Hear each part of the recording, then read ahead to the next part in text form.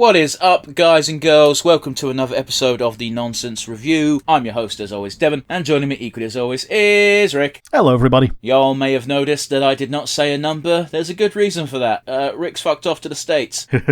Yeah, I'm currently gone. So we're doing this a little bit in hand. This is going to be the first one. We're going to have 3 episodes where they're all just pre-recorded, and we thought it'd be fun to focus on basically YouTube animations that aren't Haluva Boss. Yeah, it's basically, we picked a bunch of indie animations. It's kind of a semi-themed month, except, it's not quite a month. We're doing 3 of them, just because I'm going to be gone for 3 weeks. Today's going to be Lackadaisy. Yeah, it's also because they're indie animations, they're on the short side, so we can just bang these out all in one day. This is the longest one of the 3, I believe. Yeah, almost definitely. Lackadaisy has been on both of our radars. The only reason we haven't done it before now is when it came out, Rick straight up messaged me saying, "Are we doing Lackadaisy for the podcast?" And I went, I kind of just want to watch it. And then neither of us did, so... Yeah, so it's basically been a rainy day thing that's now come to fruition. Pretty much, yeah. Those of you familiar with the podcast know we usually like to talk about our weeks and the goings-on in the Wild Wide Universe. Obviously, we can't do that today because it's pre-recorded, so instead we're going to borrow a segment from the retrospective, which is called... The Nonsense Asinine Hypotheticals. Do you have one for me today? I do. Congratulations, Rick. You somehow have the ability, talent, and money to make your own indie animation. Go, what is it? Probably going to be a Magic Academy. Boring. Next. Magic Academy with a bunch of furries and, human furry integration, and a rebirth of magic after it's been outlawed for multiple generations. So it's people trying to learn things from scratch, and it's just as much of a trial for the teachers as it is for the students. So you've got different perspectives on what makes something difficult when you're flying by the seat of your pants. But yeah, from that question, same question, names reversed. Infinite money. What's your pitch? Infinite money is I go into business with Van Ripper and we get a mini Helltaker anime. Sure. Yeah, that'd be pretty fun. I say anime because the Helltaker demons are drawn in a very anime style. It's just an anime-esque cartoon. Helltaker, the indie animated series, which, not gonna lie, some people have tried to do anyway, because Van Ripper, I wouldn't say is a whore with the property so much as I don't care if you use it, just make sure you tell people where it's from. Yes. And also part of it is he made the characters easy to reproduce. Yeah, he's got a very simple art style. It's a good art style, but simple nonetheless. If you're an artist, I'm not an artist, so therefore it might as well be black fucking magic to me. Yep. But yeah, I'd set the game after the Helltaker, the show after the Helltaker game. The Bis Taker Hellline can fuck off. It's going to be fluffy shorts with the Helltaker and his girls. Yeah. With some ecchi thrown in for good measure. But yes, Rick, what's your question for today? My question for you is, this show has a very well-defined art style of being in oldie-timies, and it got me thinking about fashion. What would you make real from fictional fashion? It could be something that's from the past, or something completely fictional. You can make it real, you can make it popular, and you could just rock around the world with it. See, here's the thing, Rick, I don't really do fashion. I find something that feels good to wear, and then I wear it. Sure. I don't know, man. I feel like dressing up like you're in a Final Fantasy game might be fun for a week. Oh, the Nomura belt cataclysm. No, I'm not even talking. I'm talking more FF9 with the steampunk edge. But yeah, sure. If you want to go that way with it, you can do that for your answer. But yeah, okay, just dress silly for a week. I don't know, dude. Like I said, I don't do fashion. I don't really care. Sure. Yeah, my one for this is I just bring Saiyan armor to the forefront. I mean, it's a funny, silly one to pick, and I thought, man, how cool would it be just to walk through the village in Saiyan armor with your big old shoulder pads asserting dominance. Except what will happen is you'll get eggs thrown at you. Well, okay. Well, part of it is that the question was that you get to make it, No, I understand that, but you, the way you worded it was as if I'm just going to go down the village tomorrow dressed like Saiyan. Oh, no, I'm not going to... I'm going to assert my dominance, and it's you'll get eggs chucked at you. If you're lucky, they're eggs. If you're unlucky, they're rocks. Rick, what are we doing today? Today, we are doing Lackadaisy. It's the pilot. It came out about 4 months ago, and it's the adaptation of the webcomic of the same name. If you want to join along with us at home, it's on YouTube. 3, 2, 1, and go. Yes, and we get a classic warning. Very old-timey style. Oh, that's a cute little animation. I like that. Yeah, the little vanity card. No, well, yeah, I guess that is what it is, isn't it? Oh yeah, it's set in St. Louis. Prohibition is indeed in full effect. See, here's how bad my ear is. I didn't know that was violin until it said violin. I thought it was a trumpet.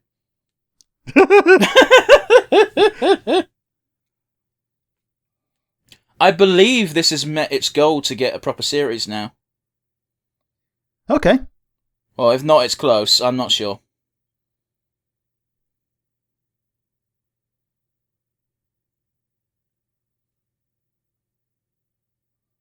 I think I know this guy's voice. I generally can't place it.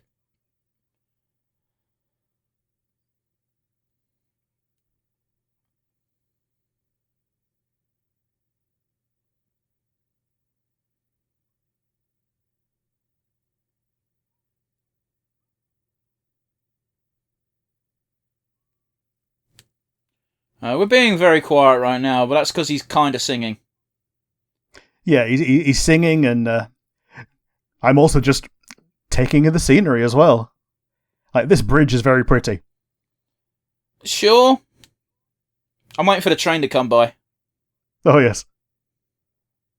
There's a very obvious, like, incoming steam train coming at some point. This is very Purple Prose language. Hmm. But it feels disingenuous. Like, I feel like we're watching a con man. Like, no one says the word countenance.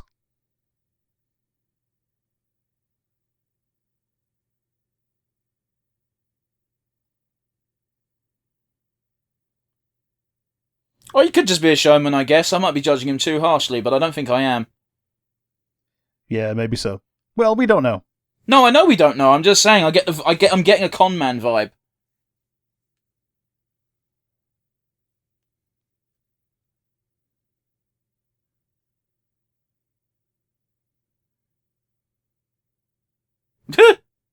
That's kind of sweet, isn't it? Yeah.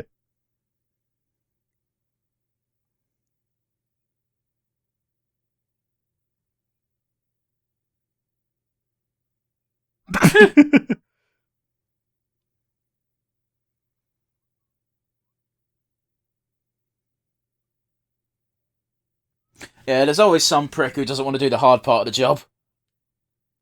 Yep. It's a good thing cats always land on their feet. Except for this one, apparently. He didn't. Yeah, apparently he didn't.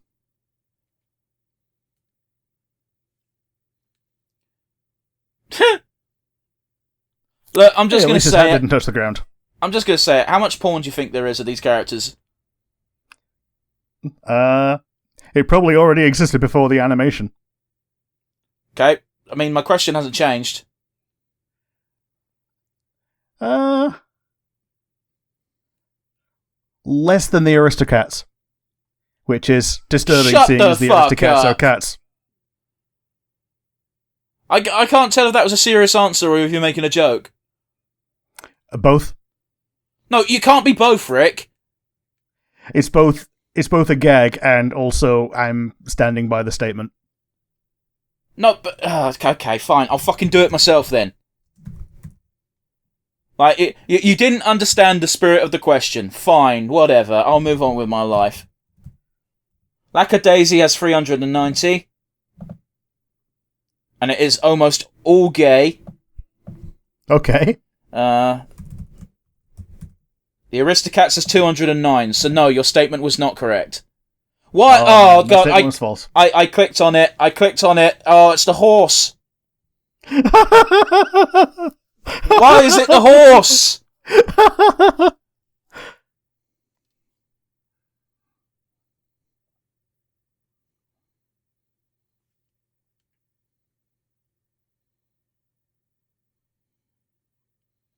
Oh, they were digging up a grave. I thought they were burying a corpse. Yeah, good old grave robin. It's weird, they hung one of them. Hmm.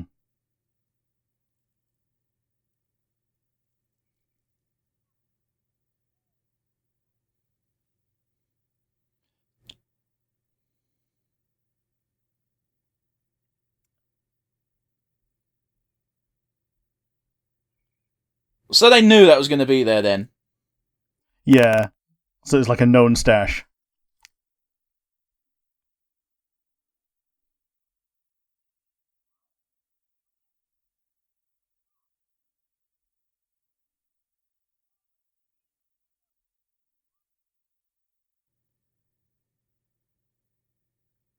There's going to be someone behind him, isn't there? I've told the zombie story on the podcast about my dad, right? I think you have, yeah. Okay, cool. That he thought the dead had come to life, and in that moment he ran. Yeah, it was just a groundskeeper. Yep. Yeah, you even prefaced it by that the statute of limitations must be up on this. I mean, my dad's dead, so even if they weren't, it doesn't matter.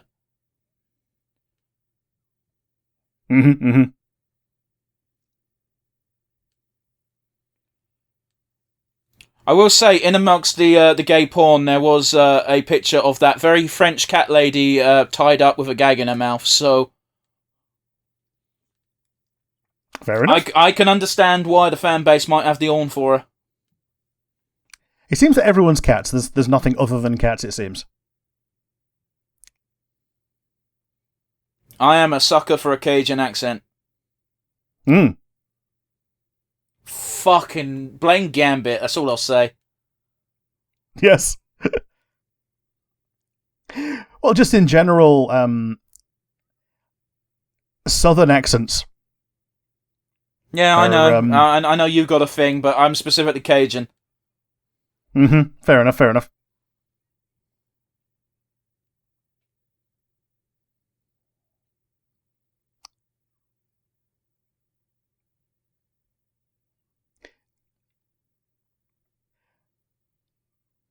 Like,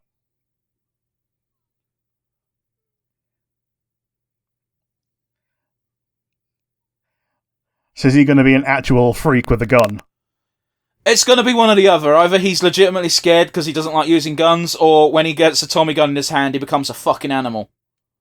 I'm leaning more towards the latter because that feels like the obvious joke.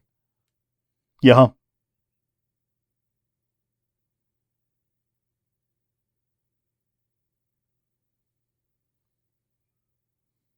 Yeah, there we go.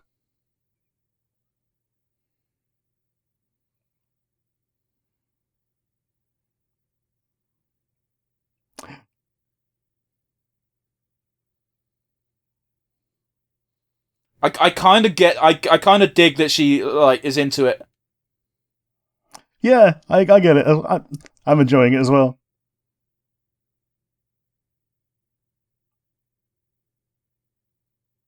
That sounds like someone I know. He does.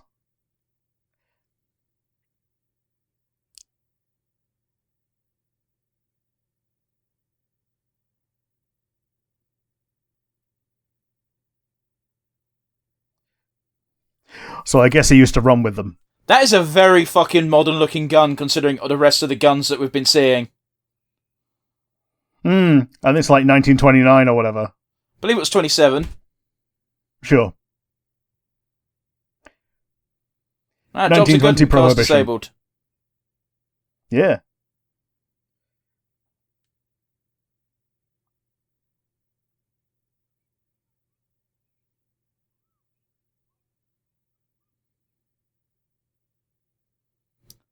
Bollocks can he shoot accurately from that far with that gun?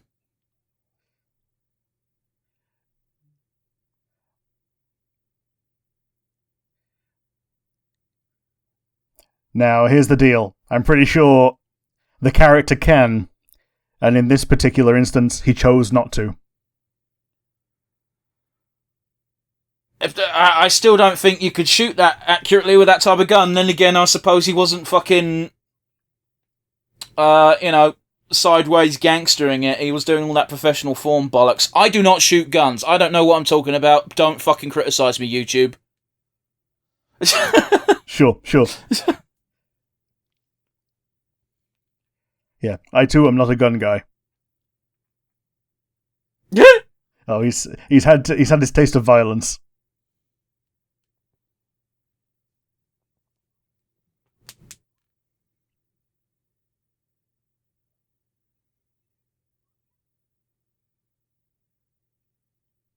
Ah, the good old triple entendre. Okay. Did she just pour gas on it? I think so. Either that or she poured some booze on that she was trying to smuggle, but it looked like that was all in bottles.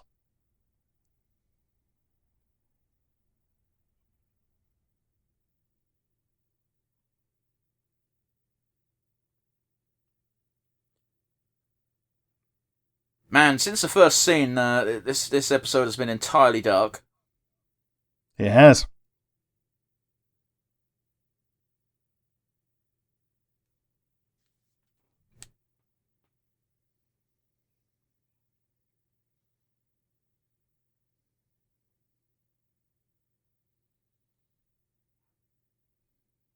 Just, man, the moment-to-moment animation, like the lighting in particular, has just been phenomenal on this show so far.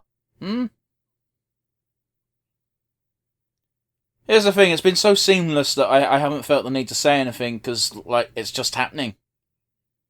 Yeah.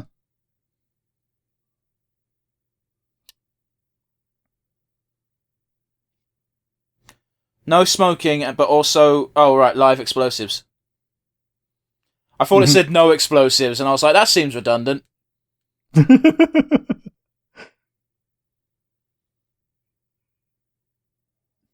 Yeah, the little derringers. I mean, that was a whole fucking joke in Men in Black, for fuck's sake. Yeah, the noisy cricket.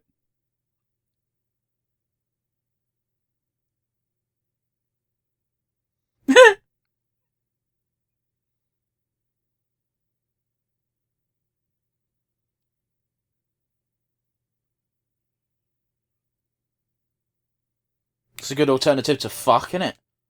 Yeah, good. Just raspberries, yeah. Oh, yeah, because they used to have to turn the crank on cars to get them started if the starter motor wasn't working. Yeah, that tracks. One of my favourite things is, I remember in QI, it was Alan Davies or someone else went, oh, whenever my dad hit his hand with a hammer, he'd go, fell 5 hells and buckets of blood. And Stephen Fry just went, oh yeah, whenever my dad hit his hand with a hammer, he just said, fuck.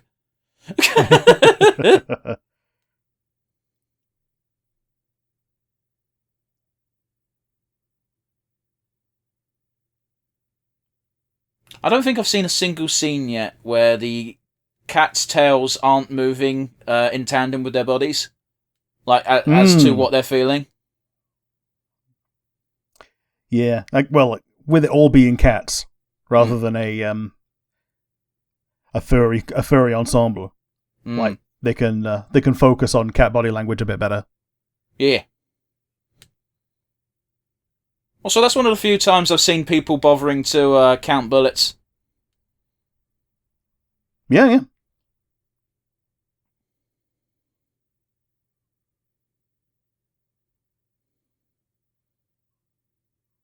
Okay, so he's just insane, right? Yeah, he's flipped his lid.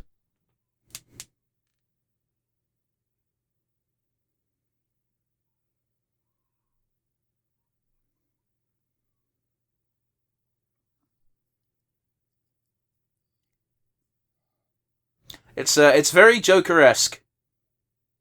Yeah.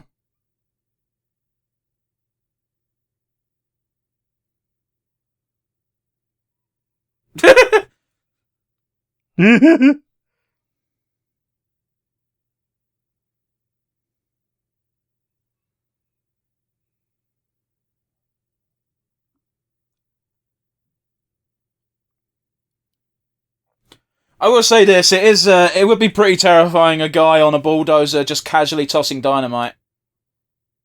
Well, that's that problem solved.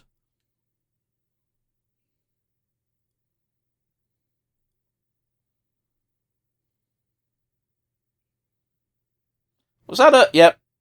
Wallet out.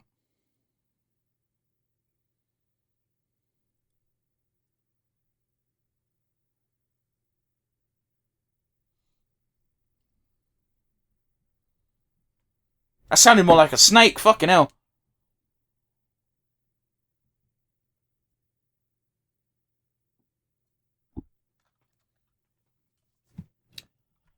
I don't know if Rick's purposefully being quiet or if I've lost him.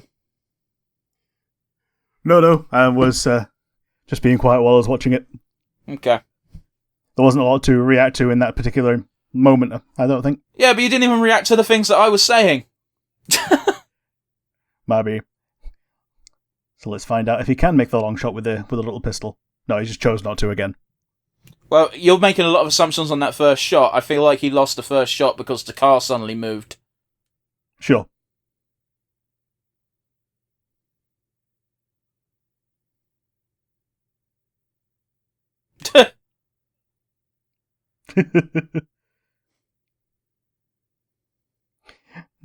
It's a dangerous souvenir to just have on you. Yeah. So they appear to actually be brother and sister, unless they're just saying that because they're really buddy-buddy. Mm-hmm. So you said this was based on a webcomic, so does that mean you've read the webcomic, or is that just something you knew? It's just something I found out while I was looking into it. If you go to Lackadaisy.com, it's just you just get the webcomic. Sure.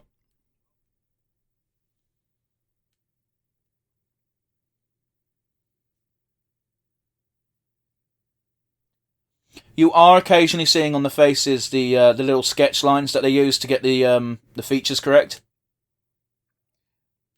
Yeah. I don't want to rag on it because animation's hard, especially for indie guys. But if they get the funding that they wanted, they probably have clean-up people who keep an eye on that stuff. Mm-hmm.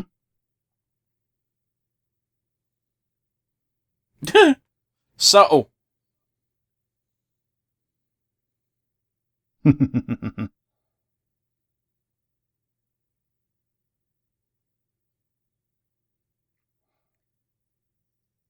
It's something you don't see very often these days, just people monologuing to themselves for the sake of the plot. I suppose not. Oh my god, he's adorable. He is a little bit. And he clearly has the on for her.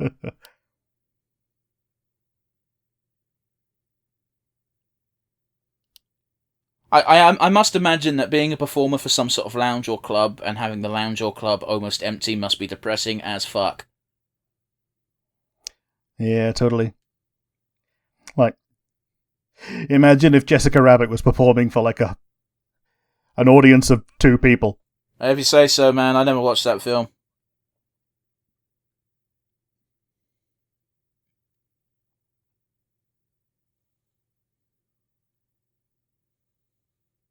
That's a pretty good retort. Hmm.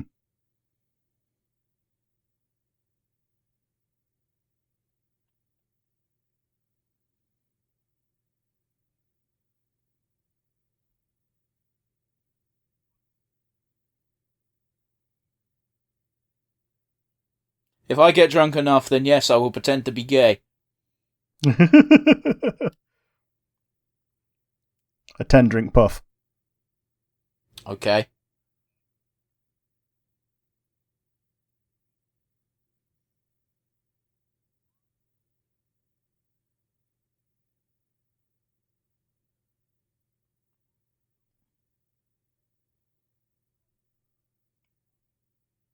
Like, it does feel like he's the wrong type of bartender for this type of bar. Yeah, like a very good bartender for a rough dive. Yeah. Not one for classy bells. Or stick him outside as a bouncer. Yeah. Ha!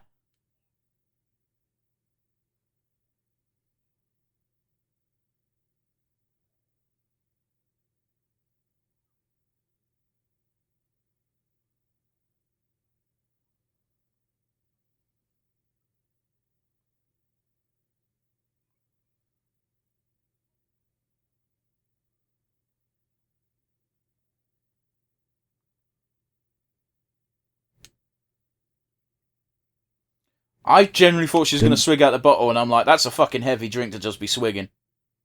Mm-hmm.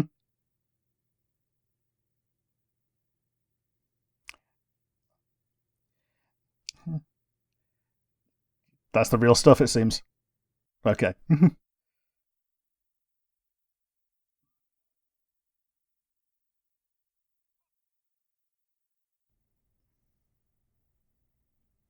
Well, he's Russian as fuck.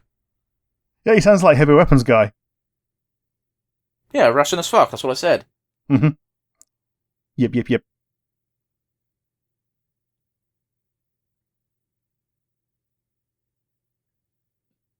Everyone seems to have the same reaction of squeezing the grass so hard it breaks. Yeah.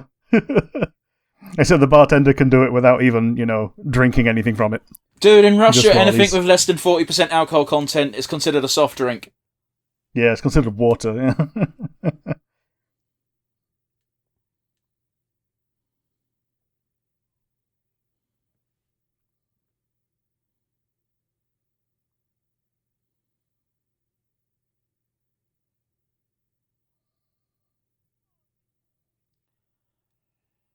I don't know why you would bother fighting over booze instead of making it in your own, investing in a fucking sty. Yeah. A toilet wine bathtub. Well, yeah, of course, but like if you're not in a prison and you clean the bath and have it for that process, that's actually not a bad thing. Mm-hmm. Who's gonna break it? Ah!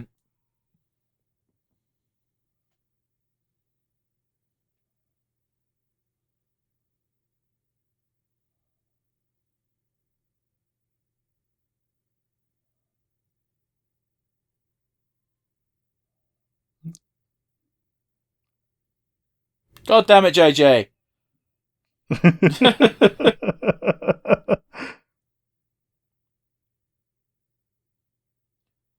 Dude, that guy on the right smoking a cigarette is the coolest motherfucker in this shot.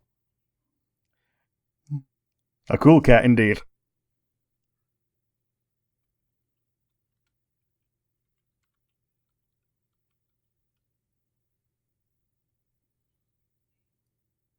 Is he gonna do it via song?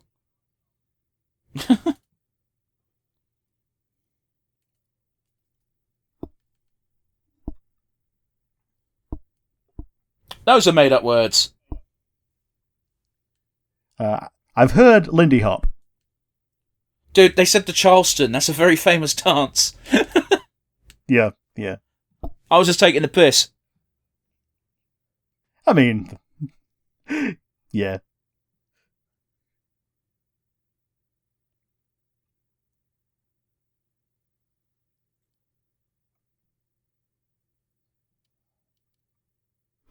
Are you getting Millie and Moxie vibes from the cat couple? A little bit, yeah. Not that I want to compare this to another indie animation, because that feels like it's unfair. I think we're... Oh, cool, we're at credits. We can see voices.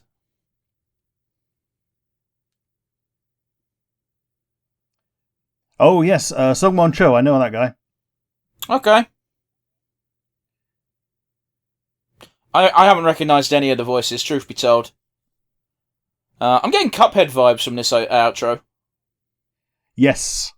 He's That's- very reminiscent of, early Noodle Arm animation. Very neat little thing they just did there with the overlay of the cells. Like, that's some old school shit. Don't know if you caught it. I didn't actually, because I was looking at the characters page. Okay. A murder board. I mean, it was production cats, but sure. It was a murder board of production cats.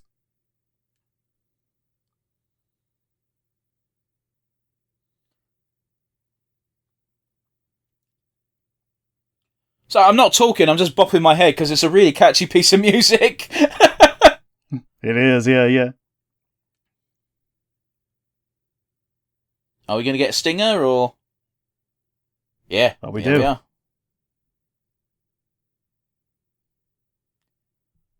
Mordecai was the black cat in the evil gang. Yeah, he was. Oh, we've got, like a full 2 minutes.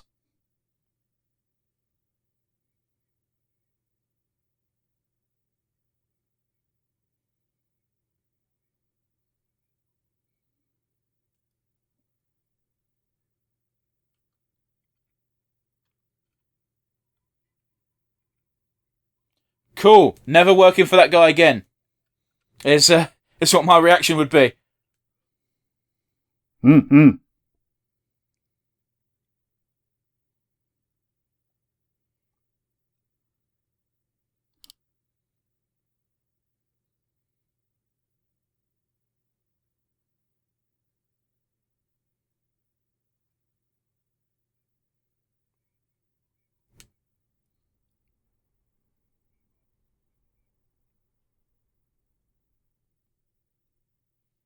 You know he's a villain because he's smoking a cigar.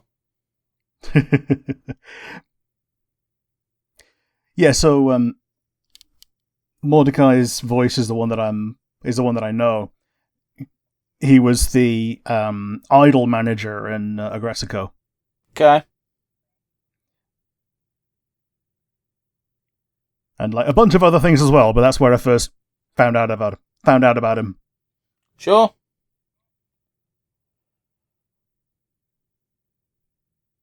Oh,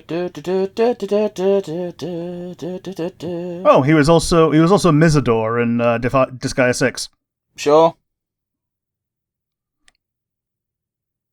Man, there was a lot of Adobe products used for this. I like that. Handmade by artists in their homes, despite of it all. Yeah. But yeah, that's more or less the end. We've got like 10 more seconds, but it's just the outro for Iron Circus and Lackadaisy.com, respectively. So, that's the end of the episode. Rick, what did you think? No, I don't want to play Game Grumps YouTube. Sorry, On this occasion, you don't want to play Game Grumps. Oh yeah, mine auto played into someone else's reaction.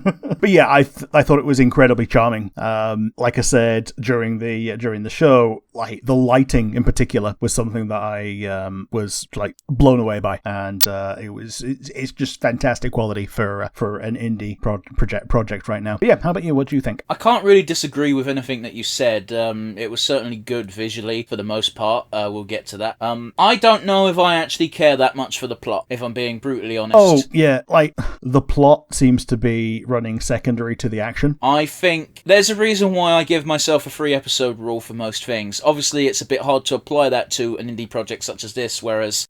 Yeah, a pilot is difficult for that, yeah. It could be months, maybe even years until we get an episode 2. We just don't know. I don't know what the actual time frame is. But, general rule of thumb, if you give something 3 episodes, you'll get a good feel for it. I like the character designs. I like the sound. It's a very charming little show. I just don't know if I care that much about a story set in Prohibition times. It's been done, and I've never really enjoyed them. I feel you.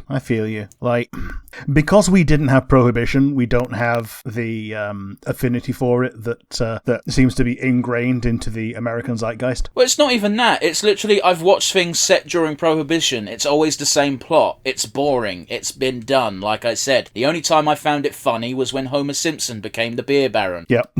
I think the big problem was, going into watching it, I thought it was going to be funnier, whereas what we actually got was quite a serious show. Yeah, we got a serious show with some characters that were played in a comedic manner, and most of the comedy came from the over-the-top antics of specifically Rocky. Yeah, like, entirely. But yeah, I suppose we should go into our usual wind-down, shouldn't we, Rick? So, let me hear your favourite moment. My favourite moment was when the brother and the sister went into high gear after having their windscreen blown out by Freckles' machine gun. Yeah. It was an interesting moment. It's something that you get a lot from... It's basically a good trick to show a character is used to high action octave scenarios, because something heavy goes down, and instead of backing down, they just go, oh, yeah, I live for this shit. Yeah, the Savoys, Nicodeme and Seraphine going into like full on let's get high on high octane adrenaline time. But yeah, how about you? What was your favourite moment? My favourite moment was, probably because it was the most over-the-top, stupid moment, was literally just Rocky singing a bit of a tune while lobbing dynamite everywhere. Yes, like you say, it was very, very Joker-esque. Yeah. I will admit, as far as plot goes, I am interested to see why, or delve into the reasoning why he saw a circus and then he immediately went fucking insane, you know?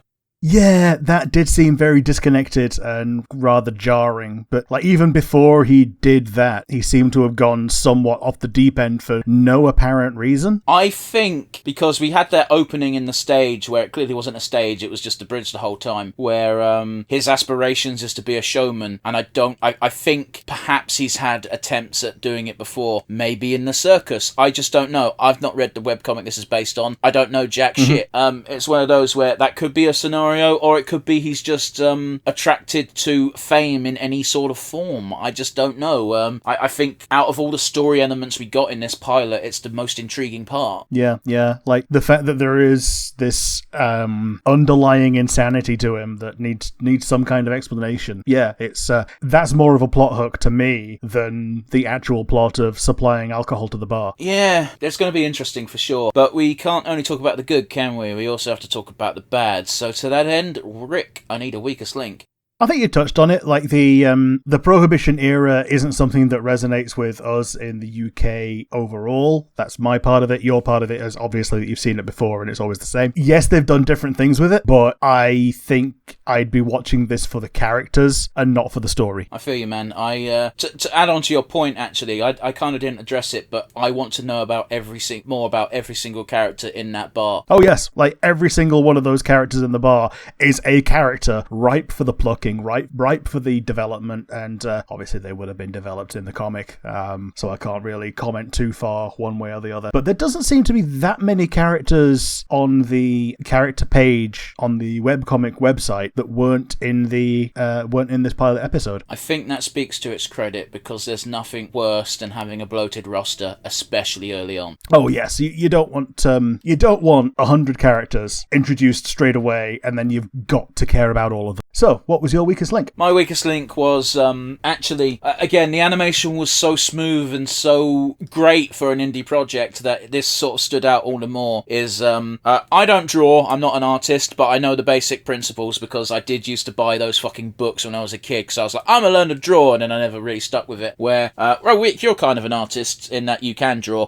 So, when you draw faces, you usually draw a circle, you usually draw a cross in the circle so you can place things properly so it doesn't look fucking janky and out of whack. A lot of times during zoom-ins on faces, you can still see these lines. It's not make or break, don't get me wrong, and I'm really not criticising it, but the point of the weakest link is to say something that really stands out, and that was probably the most standout part, was compared to the rest of the beautifully smooth animation, that really did stand out quite a lot. Happened a lot during face turns, so I totally understand where it's happened and why it's happened, and I think if you poo-poo this show based entirely on that, you're a bit of a prick. Yes.